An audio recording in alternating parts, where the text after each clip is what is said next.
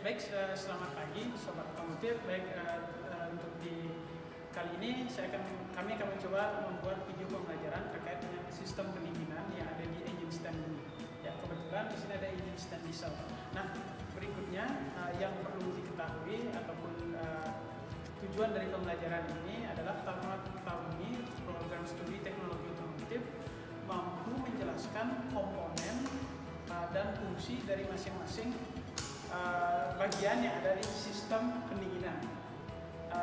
Di sini adapun fungsi dari sistem pendingin adalah itu sangat vital sekali.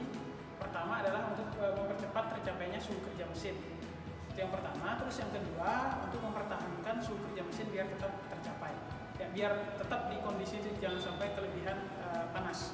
Nah, yang ketiga adalah untuk mencegah overheating sehingga mesin jangan sampai kelebihan panas yang mengakibatkan mesin bisa mati dengan sendirinya, ya, atau seketika mati karena terlalu panas, kurang lebih seperti itu. Nah, terus berikutnya kita lihat di sini. Di sini kita bisa lihat beberapa komponen utama yang ada di sistem pendinginan. Satu adalah ada radiator, ya, ada radiator yang dilengkapi. Fungsinya di sini adalah untuk mendinginkan mesin melalui fungsi dari kisi-kisi, ya, atau sirip-sirip seperti ini. Terus yang kedua di sini ada yang namanya adalah tutup radiator. Ya, tutup radiator di sini mempunyai fungsi tidak hanya untuk menutup tampak dari atas radiator tersebut, tapi punya fungsi di sini adalah sebagai katup, ya, yang dilengkapi dengan relief valve atau katup pembebas. Tujuannya adalah ketika ketika tekanannya besar, tekanan dari air radiator yang sangat tinggi, dia akan membuka katup di sini sehingga nantinya air radiator bisa berpindah menuju ke reservoir tank atau tangki cadangan, kurang lebih seperti itu. Baik, berikutnya di sini ada yang namanya kipas juga atau fan. Tujuannya adalah untuk mendinginkan air pendingin yang dari atas ini masih panas sehingga sampai bawah dia sudah dingin. Nah, itu fungsi dari si fan atau kipas di sini. Terus berikutnya di sini juga dilengkapi dengan tali kipas. Ya, tali kipas di sini dia berfungsi mengikuti kinerja dari mesin itu sendiri. Ketika mesin itu hidup, otomatis kipas dia akan hidup dengan sendirinya. Kurang lebih seperti itu. Nah, terus dilengkapi dengan di sini juga di dalamnya di sini ada water pump atau pompa air. Jadi pompa air ini fungsinya adalah untuk mempercepat atau memompahkan proses aliran sistem pendingin yang ada di dalam sistem pendingin tersebut. Terus berikutnya di sini kalau kita lihat ada bypass valve. Ya, kita lihat di sini ada bypass valve. Tujuannya adalah untuk ketika mesin dalam keadaan suhu kerja mesin belum mencapai normalnya, kurang lebih 90 derajat, di bawah 80-90 derajat, jadi aliran dari sistem pendingin tidak sampai masuk ke dalam radiator, hanya bersirkulasi di dalam komponen dari mesin itu, misalnya seperti water jacket dan sebagainya, sehingga temperatur kerja mesin tetap tercapai dan terhindarlah mesin atau komponen bagian-bagian mesin yang sebagian di sini terbuat dari baja atau logam itu jangan sampai terjadi pemuaian, kurang lebih seperti itu. Nah, terus berikutnya kalau kita lihat di sini ada yang namanya di sini adalah oil cooler, ya, oil cooler. Nah, di sini hampir berdekatan dia dengan si filter oli. Nah, di sini ada oil cooler. Jadi sirkulasi oil cooler di sini adalah peran serta sistem pendinginan bekerja dengan oil cooler. Ya, jadi hampir berdampingan. Nah, masuk kinerja dari fungsi sistem pemasan juga sedikit, tetapi dia berdampingan masuk dalam pendingin oli. Nah, kalau kita lihat di sini kurang lebih seperti itu fungsi dari komponen masing-masing. Nah, satu lagi yang terlupakan di sini adalah si termostat. Termostat dia akan bekerja ketika suhu kerja mesin itu sudah di atas kurang lebih 90 derajat Celcius. Nah, ketika sudah di atas 90 derajat Celcius, otomatis termostat itu katupnya dia akan membuka. Ya, katupnya akan membuka. Nah, ketika membuka, otomatis nantinya aliran air dari mesin menuju ke radiator dan sebagian akan dipindahkan menuju ke reservoir tank atau tangki cadangan. Ya, kurang lebih seperti itu. Ya, berikutnya adalah langkah terkait dengan teknik perawatan dan pemeliharaan terkait dengan sistem pendinginan. Pertama, di sini yang harus kita ketahui adalah mengecek kualitas dari air pendingin. Ya, kualitas air pendingin kita bisa teteskan di tangan dengan melihat warnanya. apakah ada warna yang merah, berarti itu menandakan berarti terjadi korosif di dalamnya. Ya. Nah, di sini juga perlu diperhatikan harus sering-sering menguras atau memasukkan ulang air radiator yang dalam kondisi bersih.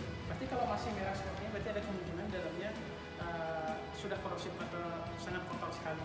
Nah, terus disarankan sebenarnya adalah menggunakan radiator coolant. Tujuannya adalah untuk mencegah korosif seperti ini.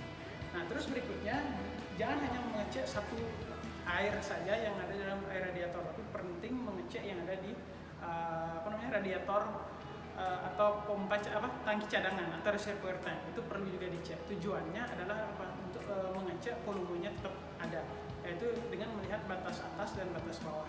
Jangan sampai kurang dari batas atas dan jangan sampai kelebihan dari batas atas, atau sebenarnya jangan sampai kurang dari batas bawah. Nah, terus berikutnya yang perlu diperhatikan di sini adalah selang-selang.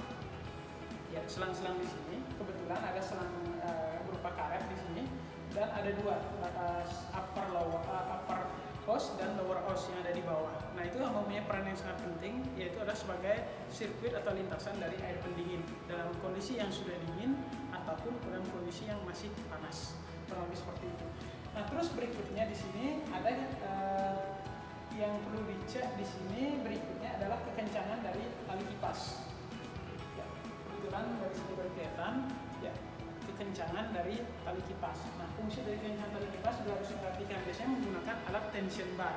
Kebetulan di sini kita belum ada alat tension bar, jadi masih mengeceknya secara manual dengan menggunakan tangan.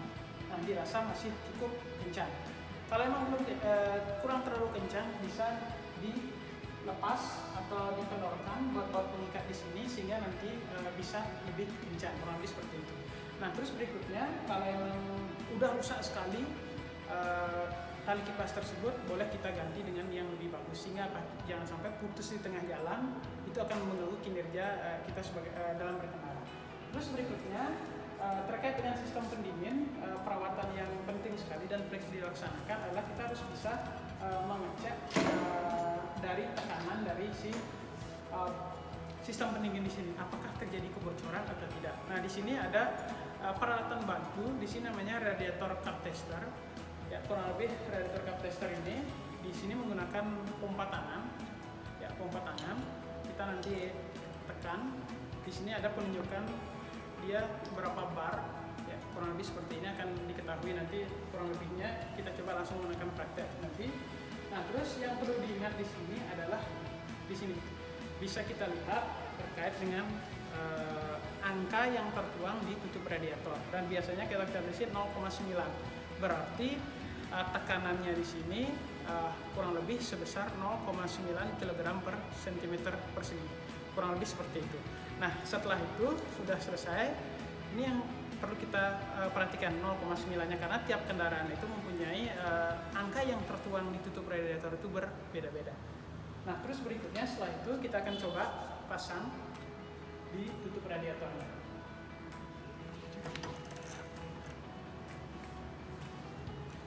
Baik, kurang lebih sudah terpasang di bagian tutup radiator. Habis itu kita pasang klipnya seperti ini atau soketnya. Ya, sudah terikat dengan kuat. Nah, habis ini kita lihat nilai penunjukan yang ada di sini, yaitu tujuan dari pengetesan alat ini adalah untuk mengecek apakah di dalam sistem pendingin terdapat kebocoran atau tidak. Ya, misalnya seperti di pompa, sistem radiator, ataupun sil-sil yang ada di dalam sistem pendingin tersebut. Nah, karena tadi tertuang di sini adalah 0,9, kita cek sekarang apakah dengan kita kasih tekanan 0,9, penunjukan di jarum ini apakah terjadi turun apa tidak.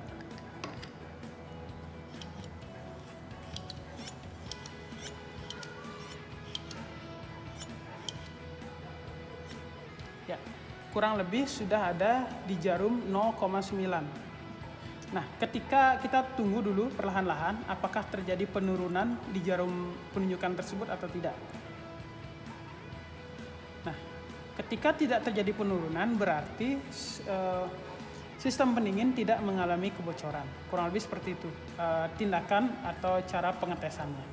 Nah, ketika terjadi kebocoran berarti kemungkinan di sini kemungkinan besar dia akan turun. Nah, di sana perlu kita was-was untuk mengecek di bagian mana yang terjadi trouble dalam sistem pendinginan tersebut. Baik, kurang lebih seperti itu. Kalau sudah, di sini bisa kita lepas dengan cara memencet dengan cara untuk merilis tekanannya. Ya, kurang lebih seperti itu sehingga jarum akan kembali ke reset ke 0 kembali.